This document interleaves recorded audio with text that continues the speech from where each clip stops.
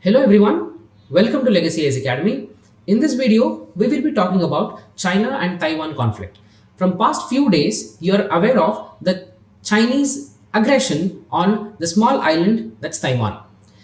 This happened because of the visit of the US representative, that is the Speaker of the House of Representatives, Nancy Pelosi. She visited the Taiwan. And China claims, or China believes, that all the countries should follow one China policy, which means shouldn't recognize Taiwan as a separate independent state. So this issue triggered the conflict between China and USA along the South China Sea.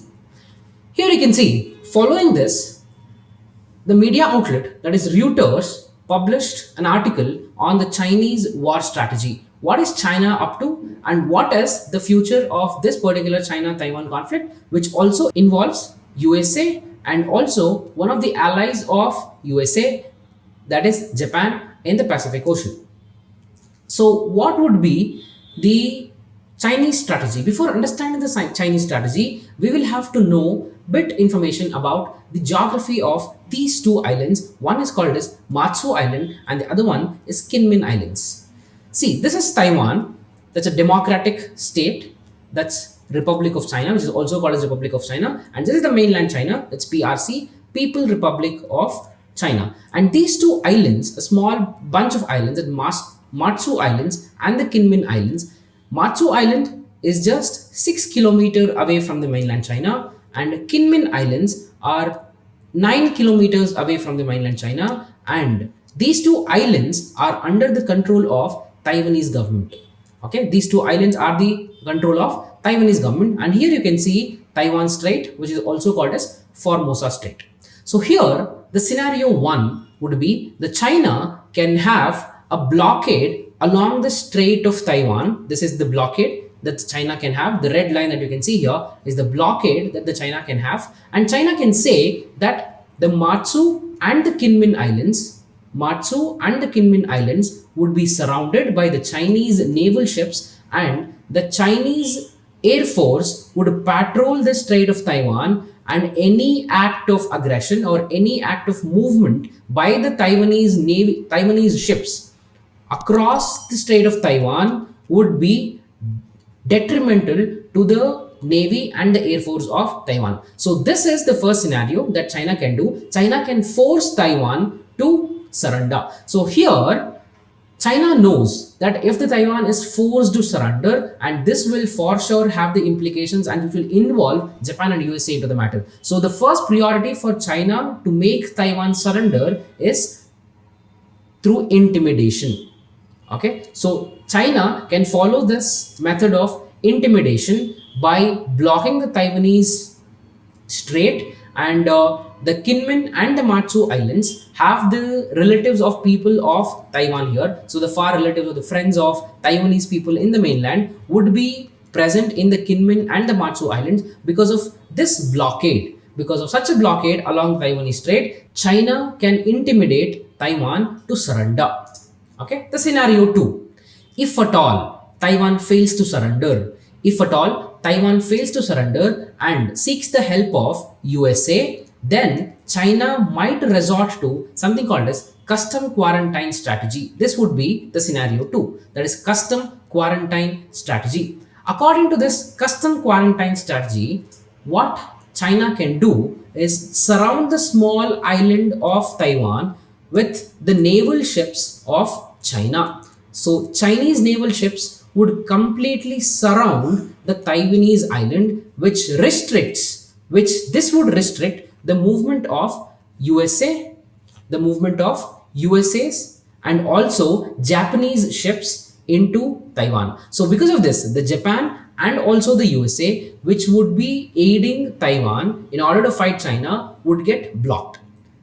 This is called as blockage of amphibious landing. So amphibious landing, if you don't know the term called amphibious landing, this is a term that is used in the military where the naval ships of a different country is landing in a different territory.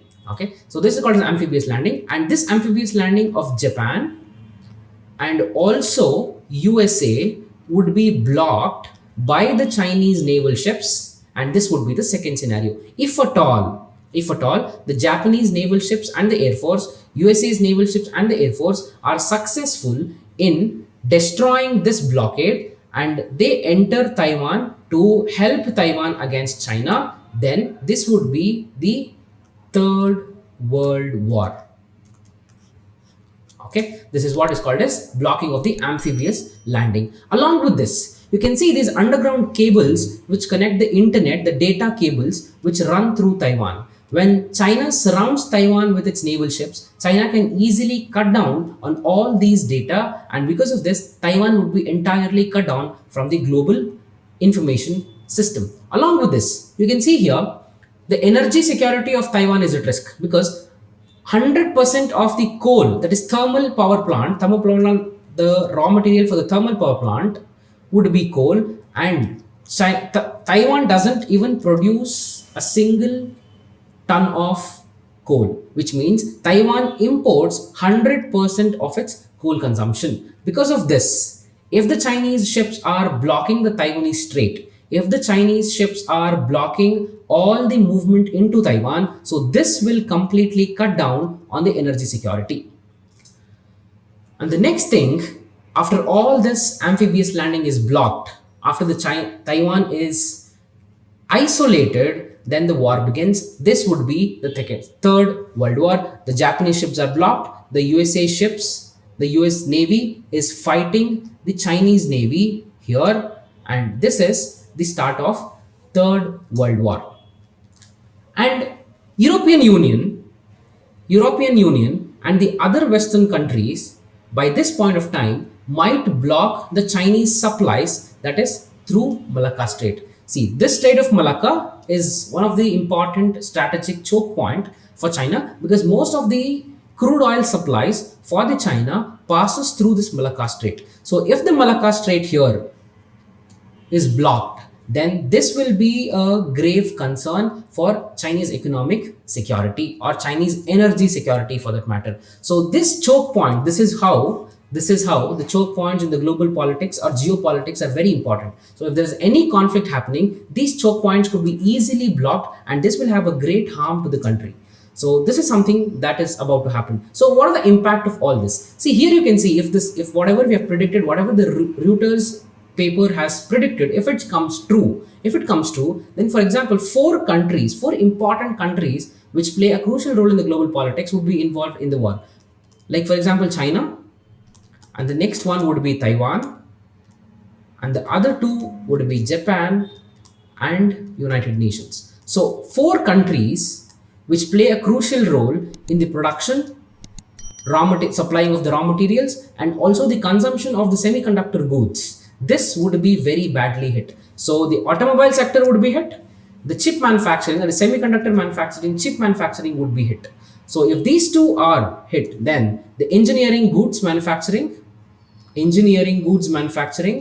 would be badly impacted, and also this will impact the textile and the leather factories that are in China. If all these things are happening, then the business establishments of textiles and the leather will move out of China. For these businesses which are moving out of China, the important destinations, one would be India, the other would be Bangladesh, and the next would be Vietnam. So this is how the Taiwanese war can have a wide-ranging impact on the global politics. So this would be a World War III. So as it is always said, the best way to stop war is not to fight. Okay, that is the best way to stop the war. So if there is a global war, if there is a World War III, then the entire global politics, global economics would be devastated. So let's hope that the